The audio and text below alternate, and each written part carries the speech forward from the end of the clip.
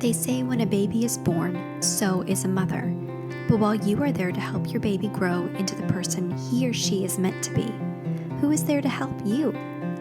Many women feel lost and alone when they become mothers, wondering, who am I now? Sometimes it feels like the transformation from woman to mother is as radical as a caterpillar's transformation into a butterfly. Did you know that inside the chrysalis, the caterpillar literally turns into goop before it rearranges itself into a butterfly? This podcast is about the goop, what soul transformation looks like as you transition from being a woman to a mom. Your baby's growth matters, but yours does too. You're not alone. I'm your host, Brittany Meng. Welcome to the Motherhood Metamorphosis. Hi everyone, it's Brittany Meng, your host of the Motherhood Metamorphosis, and I am coming on today to wrap up Season 1 and introduce Season 2.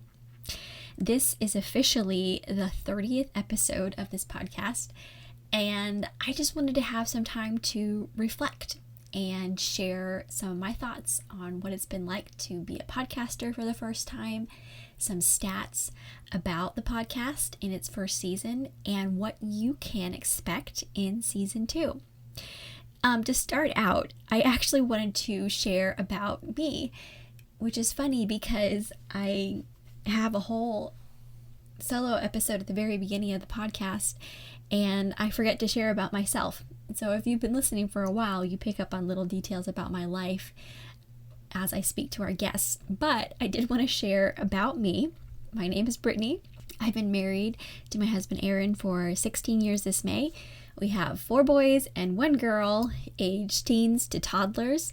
We are a military family and we currently live in Illinois. And we just moved from 3 years overseas. We lived in England. I thought I'd share a dozen random facts about me by way of getting to know me. And maybe one day I'll actually answer the rapid fire questions that I ask guests at the end. But for today, here's 12 random facts about me.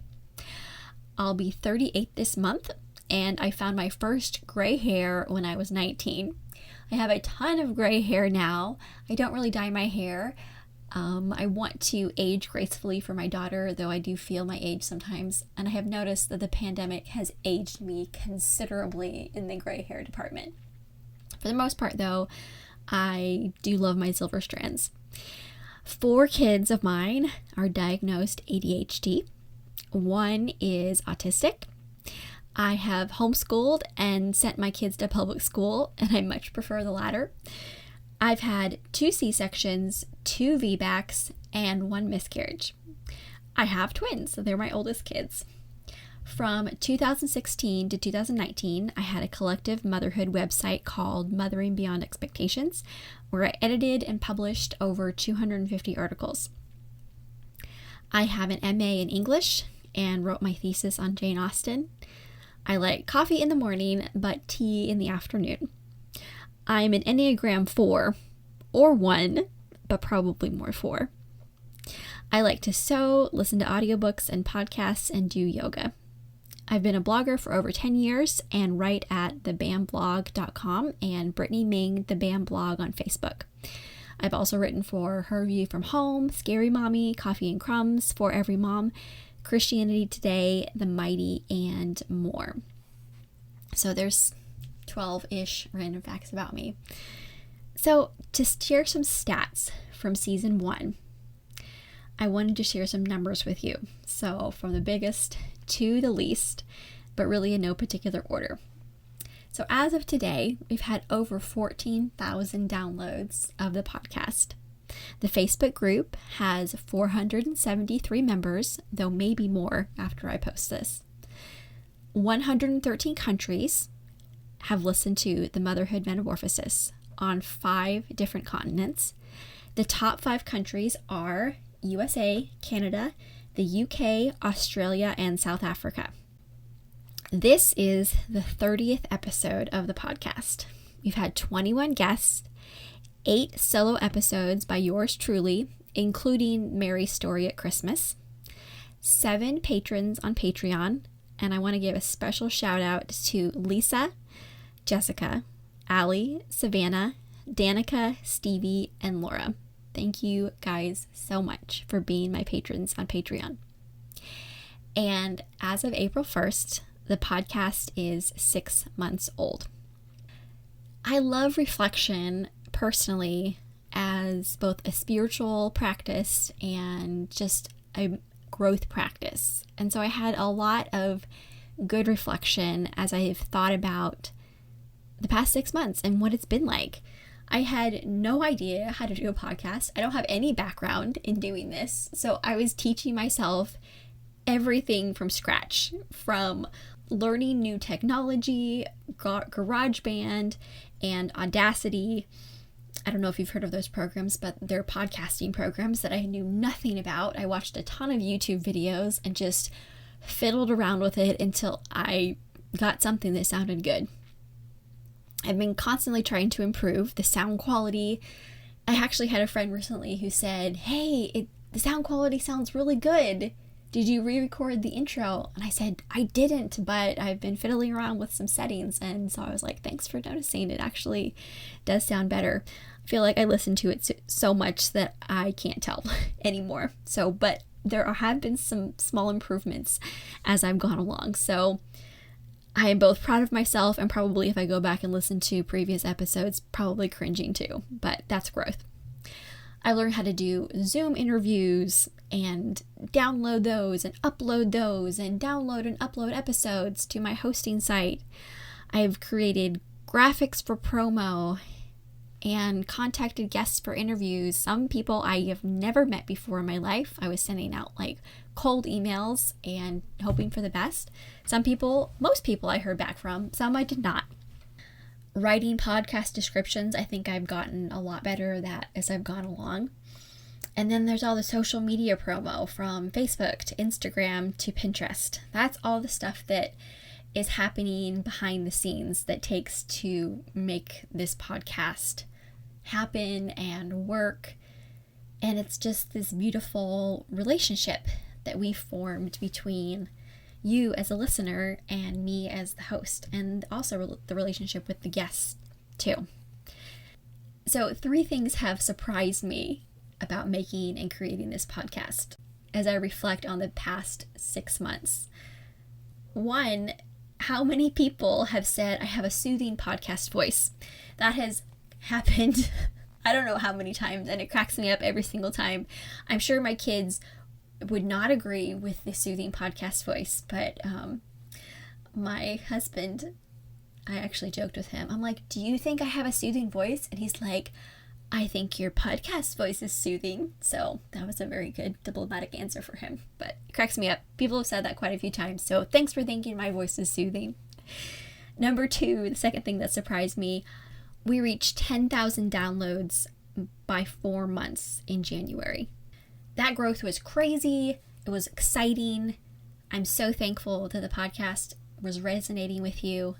In February and March, the podcast didn't experience as much growth. And that was kind of a blow to my ego, but also a reality check to say, hey, things go up and down. There's stats climb and they fall, and that's just part of reality. But I was super surprised and excited that there were 10,000 downloads by January at 4 months. And number 3, the third thing that surprised me that I did not expect was that podcasting compared to writing is really lonely. And let me explain that a little bit. I have been a writer and blogger for a long time. And when I started the podcast, I saw the podcast as kind of an extension of my writing. And in content, I definitely still think that. However, in practice, the podcast has been really a completely different medium as far as interaction goes. When I post my writing on social media, people read and they give a like or they give a heart and they can comment immediately. And there's lots of good feedback that's instant and very gratifying. There's also private messages that people send, and those things just fill me up. They encourage me and they keep me going.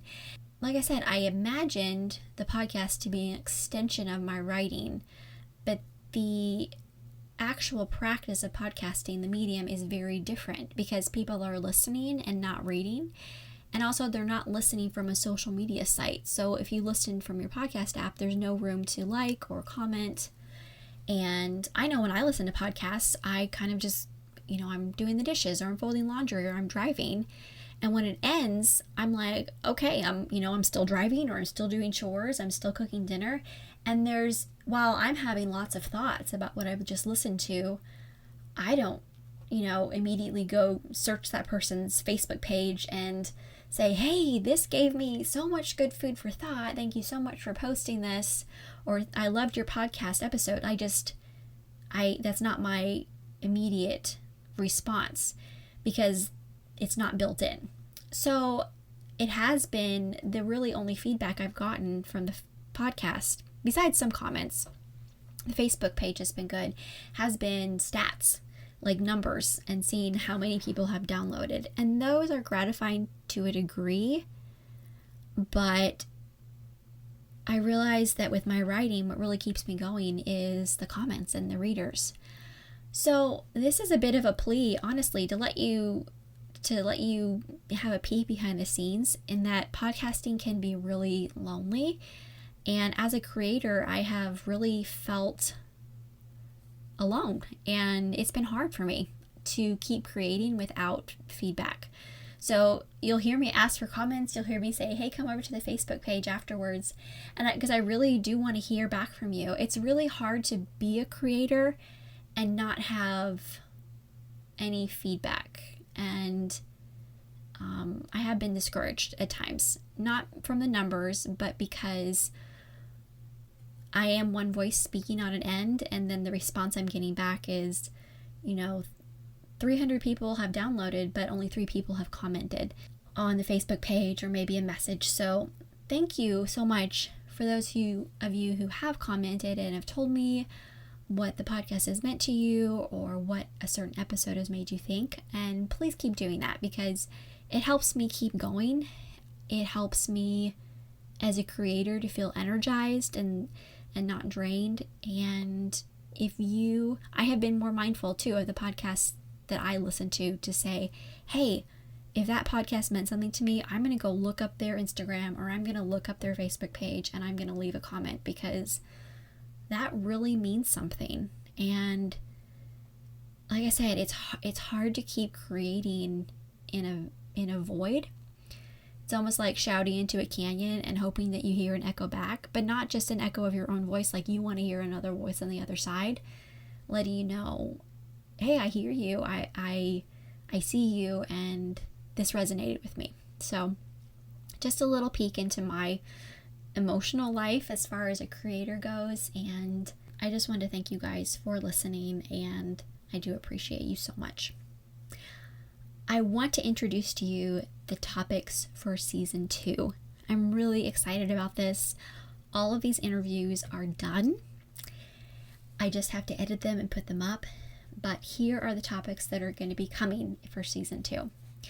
Multiple pregnancy loss, having a baby during the pandemic, special needs kids and hearing loss, becoming a foster and adoptive mom, motherhood after your spouse has died, marriage. We cover the gamut with this guest. So what marriage looks like, how it changes, being in the goop with your marriage after you have kids, infertility, being a working mom and primary breadwinner when your spouse is a stay-at-home parent, mommy wine culture. And oh my gosh, I love that conversation. I cannot wait to share it with you guys. Oh, and this is another one. Sex after kids. How that changes, what we need, changing the narrative about being a sexual person while being a mom. Having a baby in the NICU, and patience in pursuing your dreams as a mom. I am super excited about these guests. I'm so thankful for these conversations that I've had, and I cannot wait to share these episodes with you. Season 2 launches on May 2nd, so I'm taking off the rest of April. I have been really tired. The podcast takes a lot of work for me, and I need a break. So I'm taking off April. The Facebook page will be featuring earlier episodes of the podcast with links, and so I hope you will listen in and catch up on posts that you have missed. Or if you are the biggest fan of the Motherhood Metamorphosis and you've never missed an episode, I hope you'll look back through and say, hey, I have a friend who's in the group right now, and I'm going to share my favorite episode with her. I had a podcast guest recently muse with me. I wonder if listening to podcasts is social time, because it sure feels like I've been with friends afterwards. I feel refreshed and not so alone. And I thought, that is such an amazing way to look at podcasts, and I hope that the podcast is social time for you or friend time, and I hope that you feel refreshed and you can offer that refreshment to others too. I wanted to share some special things are happening on Patreon this month if you're considering being a patron. The Caterpillar tier, which is $3 per month, has a new PDF download as a gift to you. It says "Be kind to yourself" on it. It has 2 little teacups and it's really cute. A friend who listened to the March solo episode about the pandemic, she said she listened to it and she teared up when I said at the end, "Be kind to yourself." And she said, make that into a Patreon print. Put like a teapot and a teacup on it and I'll definitely hang it on my wall. So I was like, okay, done. I did. And it's now on the Patreon account for you to download too if you become a Caterpillar tier patron. In the Butterfly tier, which is $5 per month, I'm not doing a solo episode for April because I'm taking a break, and this month I am offering a different type of gift for our $5 patrons. I will send you a signed copy of my book, Unexpected: Learning to Love Your Unpredictable Story. It sells for $10.99 on Amazon, so $5, you'll get a book for $5 with a signature in it and a note from me. So I published this book in 2018, and it's 31 reflections on faith, the spiritual life, and personal growth. A friend once described it like this: it's a devotional for people who don't like devotionals. I hate devotionals, but I liked this. So if that isn't the best compliment ever, I don't know what is. Full disclosure, I do write about my faith in this book, so it may not speak to you on your personal journey. However, I really strive to be inclusive and encouraging, and the book is not preachy at all. So women who are not Christians have also enjoyed reading it as well.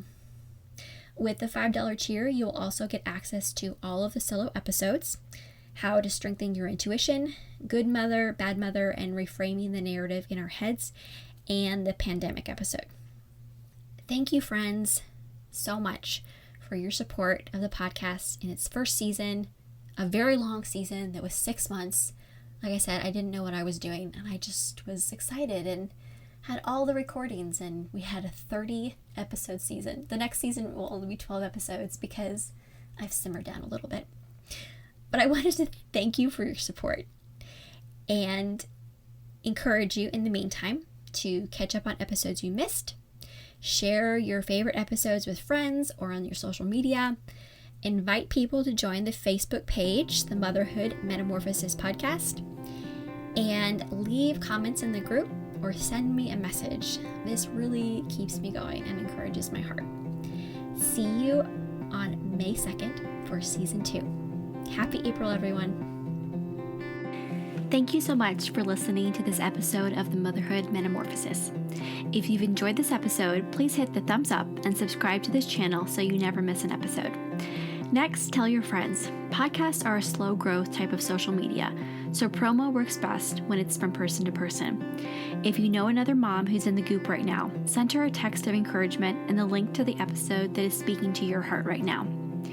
If you have a story about your own matrescence, the physical, emotional, hormonal, and social transition that occurs when someone becomes a mother, please leave a comment below. I want this channel to be a place where women can build community about the challenges and joys of their own motherhood metamorphosis. Thank you so much for listening today. I hope it encouraged you and gave you some good food for thought. If you ever have any questions, comments, or you'd like to reach out to me personally, you can email me at brittanyameng@gmail.com.